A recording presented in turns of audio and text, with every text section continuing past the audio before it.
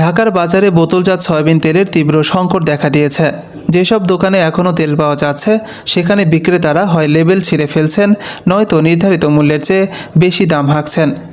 এর ফলে নিত্য প্রয়োজনীয় এই রান্নার তেলের লাগামহীন দাম বৃদ্ধি নিয়ে ক্রেতা বিক্রেতাদের মধ্যে প্রতিদিনই তর্ক বিতর্ক লেগেই যাচ্ছে।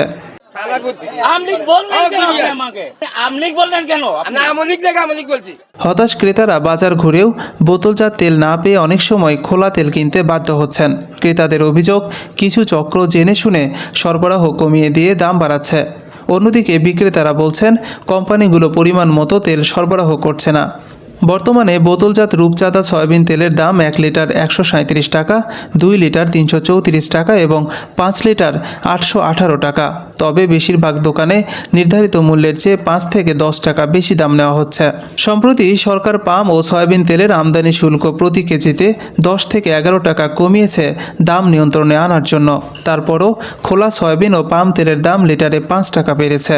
খোলা পাম তেল বিক্রি হচ্ছে 160 থেকে 162 টাকা লিটার এবং সয়াবিন তেল 170 থেকে 175 টাকা লিটার। জাতীয় ভোক্তা অধিকার সংরক্ষণ অধিদপ্তরের প্রশিক্ষণ ও প্রচার বিভাগের উপপরিচালক আফরোজা রহমান জানান, ঢাকাসহ সারা দেশে আলু, পেঁয়াজ, চাল, ডালের মতো নিত্য প্রয়োজনীয় পণ্যের দাম স্থিতিশীল রাখতে তদারকি দল কাজ করছে। ঢাকায় বর্তমানে 5টি দল কাজ করছে বলে তিনি জানিয়েছেন। তেলের বাজারে সংকট ও ক্রেতাদের অভিযোগ নিয়ে এখনও সঠিক সমাধান আসেনি। দেখার বিষয় কত দ্রুত পরিস্থিতি স্বাভাবিক হয়। মাসুম বিল্লাহ, সরেজমিন বার্তা।